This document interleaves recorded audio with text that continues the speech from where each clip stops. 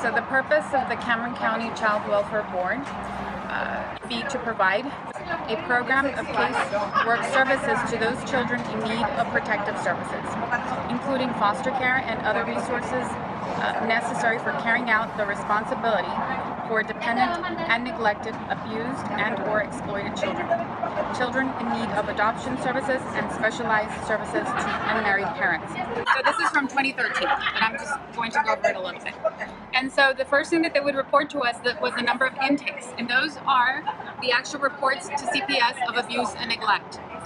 And how many investigations were completed? How many were actually completed? Because out of these 278, some of those were found not to be able to qualify for the guidelines of abuse. But in this case, out of the 278, 185 were actually investigated. And from those 185, children removed from the home, 27 of those children were removed from the home. So out of those 185, the staff went out and had to remove. Now, that's pretty extreme, right? And what happens is that we only, CPS only takes that decision when there is no other way. So if they go out to a home and they find that the home is so unsafe for the child that they have to remove, it's pretty significant. And then it goes on to talk about the different ethnic backgrounds. So they tell us how many African American, how many Anglos, how many Hispanic, and of course, the biggest majority are older children. So the children that were in foster care were between the ages of 14 and 17, and they were 60. And so that was the highest. And then, of course, it goes on to tell you if they were female or male. And here, according to this information, they were male. The highest were male.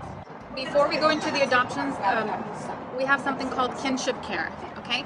And what that means is when a child is placed with a grandma, is placed with an aunt, so kinship means family. In September, we had 92 children placed in kinship care.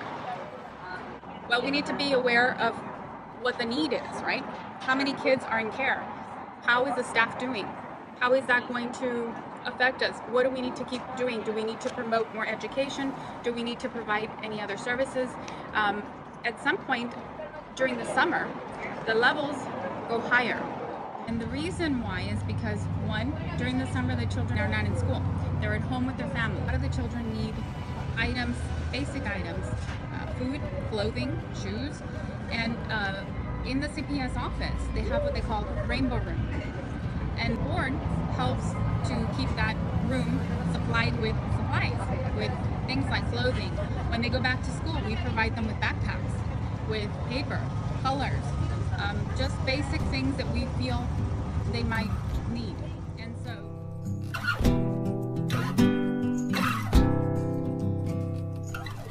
between the streets, before the night, I found you all alone, shaking, tired, looking lost. I came to take you home,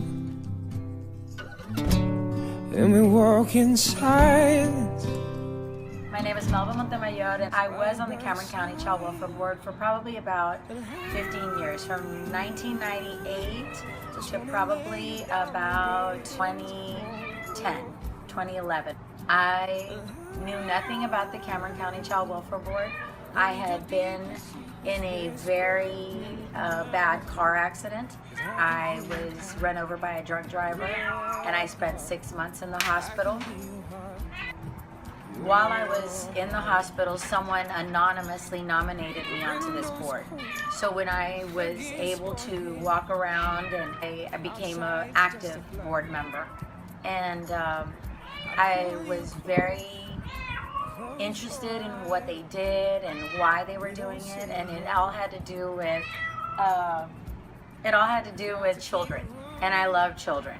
And it was a blessing in disguise almost, because when I was in my accident, they told me I was not going to be able to have children. And so knowing that I was going to be able to help all these kids, it was a blessing in disguise. And basically what the Cameron County Child Welfare Board does is, when Child Protective Services can't cover something because they aren't very highly funded by our government. This organization, it's a county organization. The county commissioners elect 15 board members to this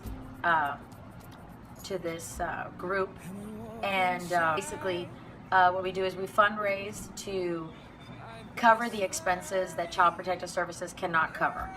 And what we cover is the purchasing of car seats.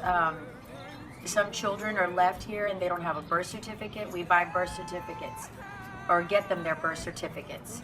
And we also get clothes, because a lot of children, when Child Protective Services goes to pick up these kids at the homes where they're being abused or neglected, some of the parents can be very aggressive, and they will send them out naked with no clothes, and you're gonna take them, this is the way you're gonna take them. So these kids come hungry, scared, dirty, and without anything of their own.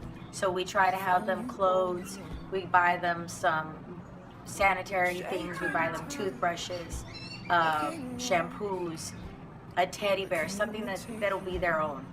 And we try to get, whenever we can, duffel bags, some nice little bags that they can carry these things that belong to them now, because you never want to give a kid something in a trash bag, because these kids are not trash. They need a lot of love and they need a lot of caring, and they're special, and they've been through something very hard. At Christmas, our organization doesn't have a lot of funding, but I did my best to try and give them the best Christmas that they could get. Your teacher was very helpful one time, and I know that she continues to be a great supporter, the Cameron County Child Welfare Board. I wasn't going to have enough money for candy bags for this party, and your teacher, Miss Solis, thank God for her and people like her, got together and got candy bags ready, and came and gave them out to the children at the party. We try to have a big party at Christmas. A lot of times there's 5 or 6 kids in the same family, so they are split up because one foster home can't take everybody. There's not enough room, so they'll split. They'll put 2 here and 3 there, or they'll split them up. And what happens in the end is they at these Christmas parties, they get to see each other. And when the brothers and sisters see each other, because they get together and they're holding hands and they want to play together and they want to do the games together and they want to eat together. And they enjoy those times that they get to be together. Also in the summer, we try to take everybody to the zoo. And that's another meeting event. Everybody goes to the zoo. The zoo is very helpful in that. They give everybody a snack when they go for lunch there, when they get to do their zoo day. And at that event also, they get to see their brothers and sisters. And they get to do something fun together.